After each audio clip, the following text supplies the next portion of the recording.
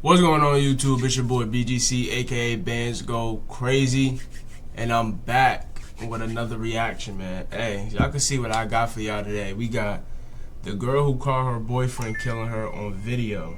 You feel me? This shit is, I ain't gonna lie, this shit is kind of wicked, man. Make sure you like, comment, subscribe, share the video, turn on post notifications to get notified every time I drop another banger. You feel me? Road to 1K subs. No cap.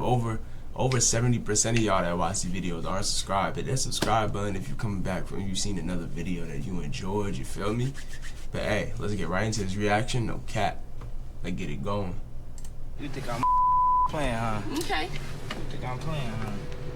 Hit you with this big 4-5 hollow tips, gonna eat your up. East Point PD gets all these calls about a white van that's driving erratically over the road. And there is a reason, once you see this cell phone video, why the judge said he's going to be staying here with no bond. This is India Mackey. She was 20 years old and a kind person who loved all those around her. So when she saw her terrifying boyfriend clean his fingerprints, she decided to start filming. India realized something awful was about to happen. Her intuition was sadly right. But what happened that night? Why did India start filming, and what happened to her boyfriend now? We'll explore these questions and many more in today's video. This is the tragic story of India Mackey.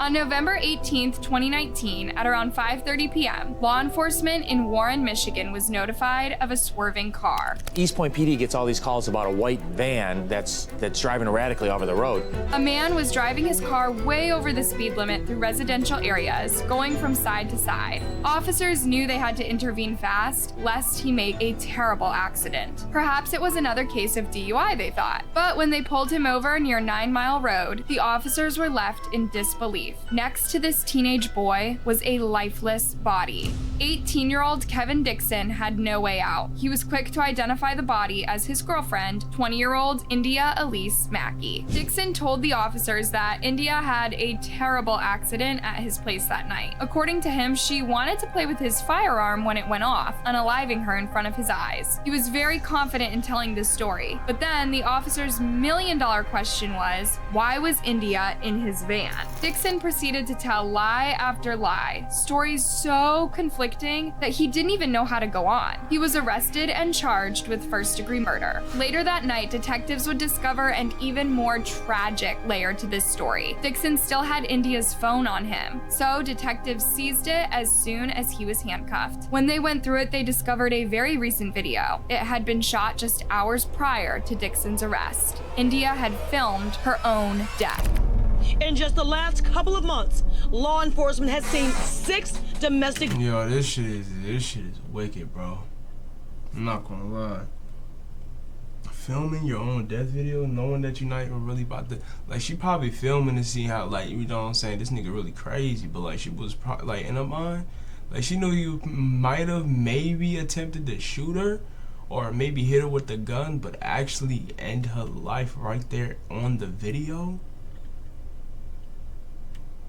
Bro, that should give me chills, man. Violent homicides. It's sad, startling, and alarming. In January 2019, ABC reported that half of the identified many homicides in 2018 in the US were instances of intimate partners or family violence. 7 of those 10 cases involved men fatally either their girlfriend, wife, or ex-partner, along with at least 3 other people. Some of those victims were relatives of the female victim, others were bystanders. 2 of the 10 cases involved familial homicide, with parents or children shooting their direct relatives. The numbers are huge, and yet they are not nearly as talked about as other violent instances in the country. Brian Pacheco, the spokesperson for a support agency called Safe Horizon, explained, "For so long we've seen domestic violence as a personal issue. It happens in the home. Don't talk about it. But mass shootings show us otherwise. These are not just personal issues. These are community issues that we should all be tackling. The ability to help and support one survivor has the potential to save so many lives." Here's an even grimmer stat. A 2017 United Nations report concluded that, especially for women, some of the deadliest dangers are at home. Over 58% of women who are intentionally murdered around the world lose their lives at the hands of an intimate partner or family member.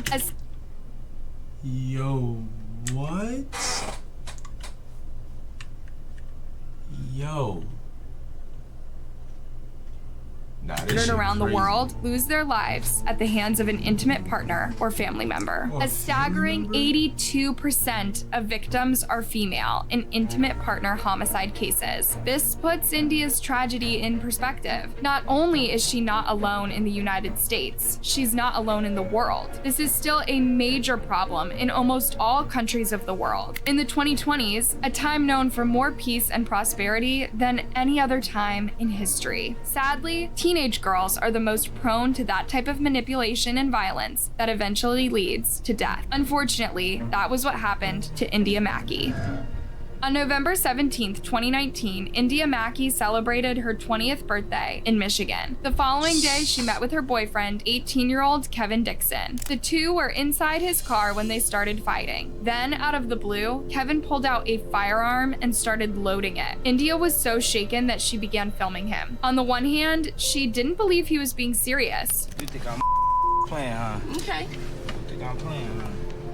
Hit you with this big 4-5 hollow tips, gonna eat your up. On the other hand, she wanted to have video evidence in case something went wrong. Sadly, everything that could have gone wrong did go wrong. At one point in the video, Dixon is seen cleaning his fingerprints, almost ostentatiously. He knew what he was about to do, and he was rubbing it in India's face. Imagine what India's family felt when the officers notified them of her passing. Moreover, they told them that they had recorded the moment when she drew her last breath at a monster's hands. The last thing her family has of her is the video where she is pointing the camera at the man who's going to kill her. It's absolutely shocking to watch how little emotion this teenager shows in the video as he prepares to take his girlfriend's life. He even taunts her and plays to the camera, even though he knows the recording will work against him in the future. The full timeline of events obtained by the prosecutor is simply chilling. India filmed her entire death. Then Dixon calmly grabbed her phone and ended the recording. After he shoots her, gets out of his car, pushes her over into the passenger seat, and takes off driving in the car. Dixon took out India in his van in front of his own home on Shirley Street in Warren. But that's not all. Here's how Dixon's demented plan went on. He takes his girlfriend's phone, this poor woman that was and calls his mother on the phone and says, "Mom, go to the house and get the gun." Yup, Dixon went as far as calling his mom to help dispose of the weapon. So he was sensible enough to plan ahead and try to dodge justice. But he wasn't human enough to care for someone he claimed was his girlfriend. So we charge you with accessory after effect and tampering with evidence. Indeed, Dixon had the time to meet his mom and dispose of the weapon before he drove away with India's body in the passenger seat. Honestly, it's hard to understand any of this man's actions. Sadly, India is far from the only young woman who saw the best in an awful person. Well, this is 18-year-old Genesis Rice, a mother, a daughter, and now one of the dozens of South Carolina women killed by an intimate partner every year. In May 2023, Genesis was spending a sunny day with her 2 young kids and her parents at the park. She was a teenage mom, so her parents helped her raise her kids. It was a sweet moment. Bro, that shit is so crazy, bro. How he just literally, like, I ain't gonna lie. If I was her, I would've got the fuck. I ain't gonna lie. Would've got the fuck. Would've had to get the fuck. Try and take that shit from him, at least. Try and back. As soon as he took that clip out, nigga, now it's fair game. No cap. You gotta start wrestling with that nigga. No cap. But rest in peace to her, though. That's yo, nigga. But like I said in the beginning, she probably really wasn't thinking, like, nigga, really about to do this shit with the camera rolling. Even if, you can, what I'm saying, just put delete the, whatever the case may be. It doesn't matter. Once that shit, they can find that shit. No cap. But, bro, nah, that shit, I don't know. That shit's just so inhumane, my nigga. That shit's so ridiculous. Because it was just a day full of laughter and joy. and just playing games. A few days later, Genesis's lifeless body was found in her bed at home. The following day, her 22-year-old boyfriend, Akevius Lindsay, was charged with unaliving her. He was not only her boyfriend, but the father of her 2 children. He was uninvolved in raising his children, violent, and erratic. Now he had done the worst, and Genesis's family never saw it coming. We met him. He's come in our house.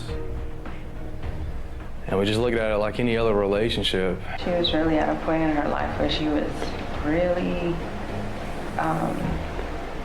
just accomplishing a lot. Genesis had recently gotten a steady job and moved into an apartment that she shared with her girlfriends. But Akevius was increasingly horrible toward her, and Genesis did not want to burden her loved ones with this. She kept the increasing violence a secret from her family. Genesis really wanted people to be proud.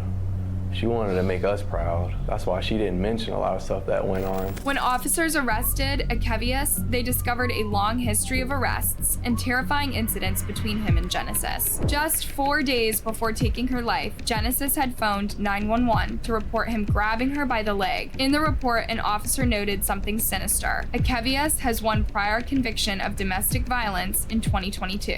Apparently, this report was also done after Genesis called law enforcement. The episode was quite horrific. After Genesis accused Akevius of damaging her car, he reacted in ways so violent we can hardly begin to describe them here. This was in October, just 6 months before Genesis lost her life at her boyfriend's hands. Why did she not break it off with him? Was she afraid of what he would do if she did? You see, this is often the tragedy of abusive DV relationships. Violent, manipulative partners are actually highly jealous and insecure. They use constant threats to keep their partner near to them, too scared to leave, but deeply unhappy if they stay. This is why it's harder for younger people to leave such traps. You have less courage, social skills, and general knowledge of human psychology when you're younger, so you're more likely to end up in a horrible situation, lest you see the red flags early on. Here is the most horrible part of Genesis's story. At the time of the October 2022 incident, she was 6 months pregnant. In hindsight, this one hits a little different. After the incident, Genesis decided to drop the charges, stating, "I want to drop the charges because he is still young, dumb, and still learning. Hopefully he will get the help he needs. At the end of the day, I know this could have been avoided. If I'm being completely honest, I wouldn't have done anything about the situation if she hadn't called the authorities." So it wasn't her that phoned the officers. It was her friend who was in the car at the time of the incident. Too often, victims protect people like Akevius, believing that they will change or that it couldn't get any worse than this. But sadly, most times it gets worse. It's crucial to leave the shame and fear aside when dealing with these types of people. When you see the first red flags, tell someone about it. You may not want to expose what's going on. I think it's important to speak, to at least have. Bro, this shit is so upsetting, bro. The fact that niggas really out here doing this shit, man, this shit is really sad. And it's getting worse every single day, bro. Just look on the fucking news, bro. This shit is sad, man. We have to do better. Collectively. It's just ridiculous. That's really, really sad, bro. Someone know and to find help. In India Mackey's case, it was her father, Joseph Polk, who noticed her boyfriend had a strange attitude. You know, let your fathers protect you. Let your uncles, your brothers, let the community protect you. Go to somebody. Tell somebody. Somebody will help you. Because they don't want to see this. They don't want to see this ending. But he'd hardly spoken to him and he knew almost nothing about him. India didn't like to talk about these things at home. Joseph said, "I didn't like the young man and I got the wrong vibes from him. I told her, I talked to her, I said, he's not the one for you, baby. I tried to pride myself on being a protector, but you can't protect your kids from who they interact with. I tried. Neither India nor her parents ever thought it would come to this. Now, the only thing India's loved ones can do is let justice run its course. Kevin Dixon is facing life in prison without the possibility of parole. That will be more than enough time for him to think about what he's done. But going back to the chilling video India recorded. You think I'm playing, huh? Okay. You think I'm playing, huh? Hit you with this big 4-5 hollow tips, gonna eat your up. The question remains, will he ever feel remorse for taking India's life? And where there is no guilt, can there truly be any justice? No, he don't feel no remorse. The only thing he feels is that he got caught. That shit is just ridiculous, bro. See what he said? Nigga said them. Nah, that shit is so fucking sad, bro. Hey man, that was the girl who caught her boyfriend killing her on video, man. Rest in peace to her. Rest in peace. Let me find the other. I want to get the other one's name too, cause that is ridiculous, bro. There's no way. Genesis. Was that it? Was that her name? Genesis Rice. Here. Yeah, I believe that was the name. Of 18-year-old Genesis Rice, a mother. Rest in peace to Genesis Rice. Rest in peace to India.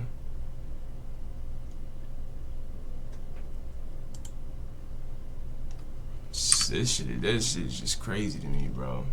But hey, let me know how y'all feel about this type of reaction, these type of videos, man. Y'all got anything else down below? I said down below. You got anything else y'all want me to react to? Drop it down below in the comments, you feel me? Make sure you hit that like button, that sub button if you're new, man. We on the road to 1K subscribers, you feel me? But hey, I'm gonna catch y'all on the next one. Hope y'all enjoyed this reaction. It's your boy BGC, aka Bands Go Crazy. And I'm out this thing, man.